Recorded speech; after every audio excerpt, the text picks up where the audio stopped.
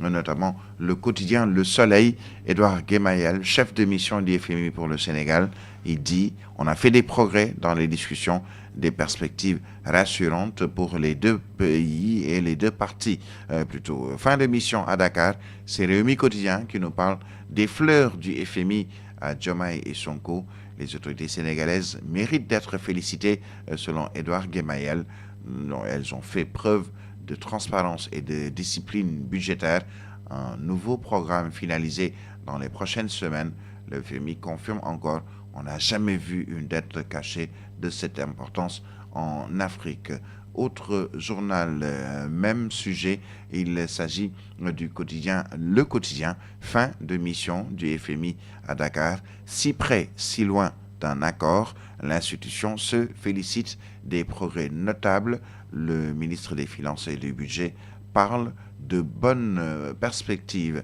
À la une de l'Informé, Edouard Gemayel du FMI s'alarme de la situation du Sénégal, l'ampleur de la dette cachée du jamais vu en Afrique. Cette importance de la dette explique que les discussions doivent se poursuivre. Le FMI et le Sénégal, des négociations interminables, nous dit le journal Enquête.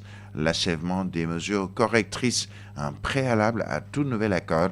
Le FMI valide un déficit qui passerait de 13,4% en 2024 à 5,4% dès 2027. Prix de l'électricité, l'équation du gouvernement. À la une de Source A, ennui judiciaire d'anciens dignitaires du défunt régime. Pape dans le noir, Lat respire. Pape Malick Ndour risque d'être poursuivi pour association de malfaiteurs, détournement de deniers publics et blanchiment de capitaux présumés. 2,7 milliards présumés seraient visés et c'est un rapport d'expertise qui aurait mis en cause l'ancien ministre, informé de l'existence de ce document dans les locaux de la division des investigations criminelles qui est allé le cueillir. Il est interpellé quelques heures avant l'installation du secrétariat exécutif national de l'APR. Pendant ce temps, son camarade de l'APR, Lat Diop, renoue lui avec la lumière après que la Cour suprême a validé sa liberté sous bracelet électronique déjà décidé par le juge d'instruction financier et que le parquet général avait attaqué. Le journal Tribune est aussi revenu sur la libération de Lat Diop et ce propos du Forum du justiciable qui salue l'indépendance de la Cour suprême. Nous saluons la décision de la Cour suprême pour son indépendance et son respect des principes de droit.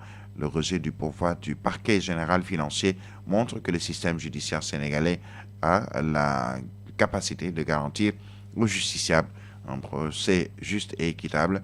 C'est ce que écrit Babacar Ba. Macky Sall, lui, charge le pouvoir de Diomaye. Sud Quotidien nous parle du secrétariat exécutif national de l'Alliance pour la République qui s'est tenu hier et ses propos de l'ancien président de la République, Macky Sall. Le journal Libération pour parler de l'instruction de l'affaire Prodac prolongée et étendue. Le supplétif de feu du parquet financier y a demandé au juge d'inculper et de placer sous mandat de dépôt Pape Malick Ndour, cueilli hier par la DIC pour les paiements de 2 milliards 702 millions et poussières effectués sur la base de factures pro forma en faveur de la société israélienne Green 2000, dont les dirigeants ont pris la fuite. Le parquet financier réclame aussi la même mesure contre Khadimba de Locafrique, déjà en prison. Le journal L'Évidence, lui, nous parle de manifestations patriotiques et démocratiques. Niartou National maintient son rendez-vous selon le journal. Yor Yor, lui, est revenu sur cet autre rendez-vous historique pour la politique sénégalaise. C'est le 8 novembre et va concerner Ousmane Sonko et le parti PASTEF. Le journal Yor Yor nous dit que ce 8 novembre, Ousmane Sonko et le PASTEF s'apprêtent à tenir un rassemblement historique sur le parking du stade Léopold Sédar Senghor.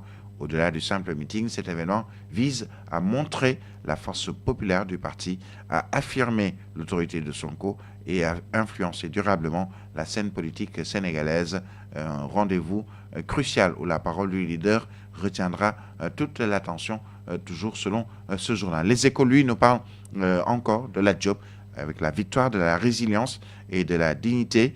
Il est assigné à résidence avec bracelet électronique. Un monde fou était à la prison après l'annonce pour l'accueillir et l'accompagner. Sa première réaction, je rends grâce à Dieu et pardonne à tout le monde. Une autre personne aussi fait la une du journal Les Échos. Il s'agit de Abdoulaye Sylla qui a porté plainte pour escroquerie présumée. Il réclame 10 milliards à Zaki Sow. À l'origine, Abdoulaye Sylla avait décaissé 5 milliards pour l'achat d'une banque basée au Togo. Maître Babacar Cissé, un de ses avocats, parle d'escroquerie de haut niveau. Zaki Sow, lui, se dédouane. Il dit n'avoir escroqué personne. Délibéré prévu le 4 décembre prochain, selon le journal Les Échos. Et nous terminons avec Réumi Sport, Brésil versus Sénégal. La liste de Pape Thiaw avec Ibrahima Mbaye, la Ligue Conférence. Et cette bonne nouvelle, Ismaïla Sarr signe un doublé et atteint la barre des 100 buts selon ce journal. Un autre journal est revenu sur cette performance de Ismaïla Sarr selon le quotidien Record, quotidien sportif. Iso dégaine encore du lourd, c'est en C4 avec ses 2 buts, double buteur face à comment il s'appelle, Alkmaar. Voilà, j'y arrive. C'est un club donc et Ismaïla Sarr, Iso, qui a inscrit un doublé. Le Sénégal se vend bien aujourd'hui. Ce sont les propos de Pape Thiaw, sélectionneur national, toujours dans le quotidien Record. Il dit avoir approché la famille de Robinho Vaz qu'il voulait dans l'équipe. Seulement, ces derniers préfèrent rester en Allemagne. Fenêtre de novembre, liste des 27 lions. Le petit pont de Malick Thiaw à Pape Thiaw, le Magpie préfère l'Allemagne au Sénégal. C'est notre fils, c'est ce qu'espérait le sélectionneur national. Et Tribune Sport pour boucler avec Ismaïla Sarr, qui est décidément irrésistible, 100 buts en carrière professionnelle. De quoi donner encore du fil à retordre à ses adversaires. Et même quand il joue pour le Sénégal, il va également performer. Et le coach Djibi, qui est lui gérant du club fitness Malika Plage, toujours dans Tribune Sport, nous parvenons quand même à soigner beaucoup de patients par le sport. Pour ceux qui ont des problèmes de cardio, nous les aidons à s'améliorer en l'intervalle d'1 mois. Pour cet événement, plus de 30 clubs sont donc attendus, puisqu'il s'agit du club fitness Malika Plage. Le soutien des autorités locales, cependant, fait défaut. C'est ce que dit le coach Djibi dans Tribune Sport. Ainsi s'achève donc cette revue des unes des quotidiens qui nous sont parvenus. Merci à Mohamed Touré qui a assuré la mise en onde de ce journal que vous a proposé Birahim Touré. Ils sont tous là pour la suite de la matinale. El Hadj Mamadou Mansour Diop, El Hadj Ahmed Aïdara, Fatou Abdou Ndiaye. Ce sera dans un instant pour la deuxième partie de votre matinale sur Africa 7 Solo Media Group. Merci de nous rester fidèles et d'être scotchés. Vous nous suivez également sur YouTube. Excellent vendredi. Juma Moubarak à toutes et à tous.